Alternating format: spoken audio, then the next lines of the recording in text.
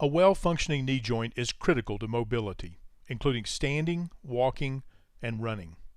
To better understand how knee problems occur, it is important to understand some of the anatomy of the knee joint and how the parts of the knee work together to maintain normal function. The important structures of the knee can be divided into several categories. These include bones, joints, ligaments, tendons, muscles, nerves, and blood vessels. First, let's define some common anatomic terms as they relate to the knee. This will make it clearer as we talk about the structures later. Many parts of the body have duplicates, so it is common to describe parts of the body using terms that define where the part is in relation to an imaginary line drawn through the middle of the body. For example, medial means closer to the midline, so the medial side of the knee is the side that is closest to the other knee. The lateral side of the knee is the side that is away from the other knee. Structures on the medial side usually have medial as part of their name, such as the medial meniscus. The term anterior refers to the front of the knee, while the term posterior refers to the back of the knee. So the anterior cruciate ligament is in front of the posterior cruciate ligament. The knee is the joint where the femur and the tibia meet. The patella, or kneecap as it is commonly called, is made of bone and sits in front of the knee. The knee joint is a synovial joint. Synovial joints are enclosed by a ligament capsule and contain a fluid called synovial fluid that lubricates the joint. The end of the femur joins the top of the tibia to create the knee joint. Two round knobs called femoral condyles are found on the end of the femur. These condyles rest on the top surface of the tibia. This surface is called the tibial plateau. The outside half, the farthest away from the other knee, is called the lateral tibial plateau, and the inside half, closest to the other knee, is called the medial tibial plateau. The patella glides through a special groove formed by the two femoral condyles called the patellofemoral groove. The smaller bone of the lower leg, the fibula, never really enters the knee joint. It does have a small joint that connects it to the side of the tibia. This joint normally moves very little. Articular cartilage is the material that covers the ends of the bones of any joint. This material is about 1/4 of an inch thick in most large joints. It is white and shiny with a rubbery consistency. Articular cartilage is a slippery substance that allows the surfaces to slide against one another without damage to either surface. The function of articular cartilage is to absorb shock and provide an extremely smooth surface to facilitate motion. We have articular cartilage essentially everywhere that two bony surfaces move against one another or articulate. In the knee, articular cartilage covers the ends of the femur, the top of the tibia, and the back of the patella. Ligaments are tough bands of tissue that connect the ends of bones together. Two important ligaments are found on either side of the knee joint. They are the medial collateral ligament, or MCL, and the lateral collateral ligament, or LCL. Inside the knee joint, two other important ligaments stretch between the femur and the tibia. The anterior cruciate ligament, or ACL, in front, and the posterior cruciate ligament, or PCL, in the back. The MCL and the LCL prevent the knee from moving too far in the side-to-side direction. The ACL and the PCL control the front-to-back motion of the knee joint. The ACL keeps the tibia from sliding too far forward in relation to the femur. The PCL keeps the tibia from sliding too far backward in relation to the femur. Working together, the two cruciate ligaments control the back and forth motion of the knee. The ligaments, all taken together, are the most important structures controlling the stability of the knee. Two special types of ligaments, called menisci, sit between the femur and the tibia. These structures are sometimes referred to as the cartilages of the knee. But the menisci differ from the articular cartilage that covers the surface of the joint. The two menisci of the knee are important for two reasons.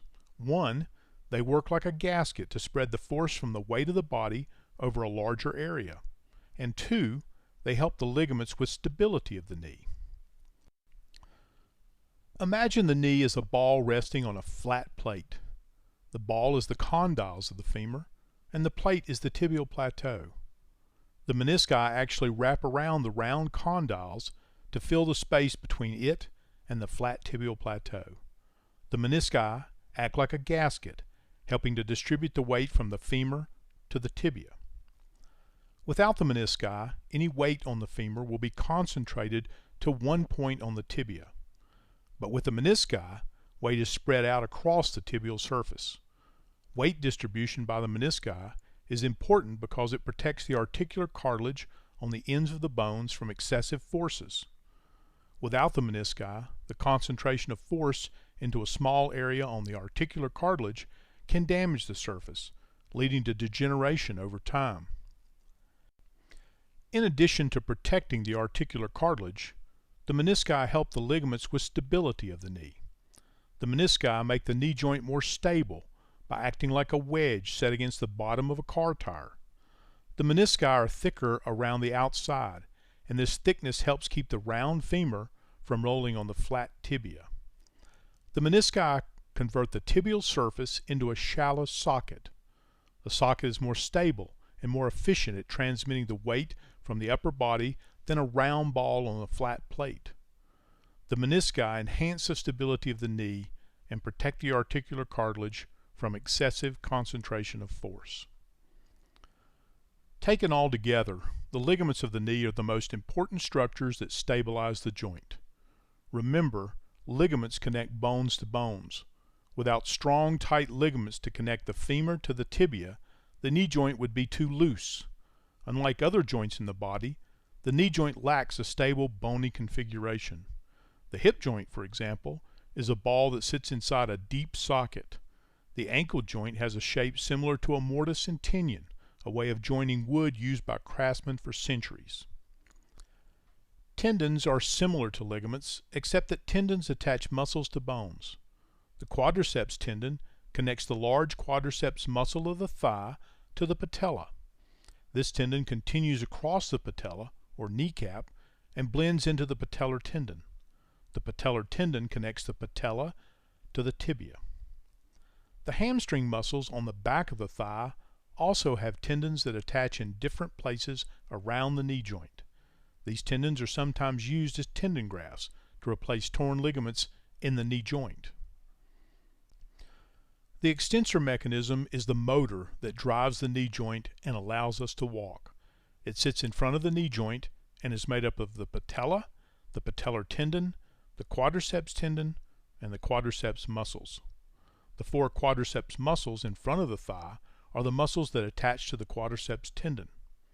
When these muscles contract, they straighten the knee joint, such as when you get up from a squatting position. The way in which the kneecap fits into the patellofemoral groove on the front of the femur and slides as the knee bends can affect the overall function of the knee.